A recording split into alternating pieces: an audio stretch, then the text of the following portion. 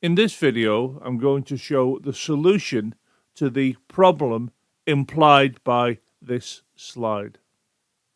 Differentiate the following with respect to u. We have z equals the cubed root of u. The solution to this will depend upon the use of the power rule. But before I can apply the power rule, I'll need to represent the cubed root of u differently. Now, if we consider the cubed root of u, this can be written as u to the power 1/3. To make good progress with your understanding of calculus, a sound knowledge of roots and indices is needed, of which this is a typical example. So let's write out z equals the cubed root of u. We can rewrite this as z equals u to the 1/3. Therefore, dz by du is going to be equal, we bring the 1/3 down, and the u has its power reduced by 1.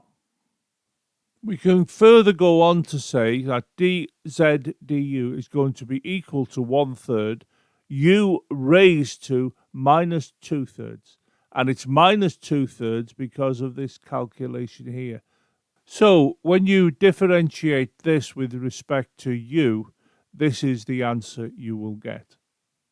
We can go one stage further and say that the answer is 1/3 u to the 2/3.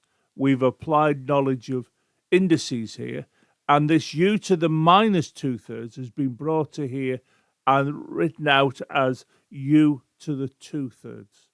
So this minus 2/3 has been brought to here and made plus 2/3. Now there's no sign in front of the 2/3, which implies that it is positive. So we've gone from this to this by applying our understanding of indices. So as I said earlier in the video, a good understanding of indices is essential for moving forward with calculus. So we can finally say that to differentiate this with respect to u will give us this here. And it is usual to always have the indices being positive.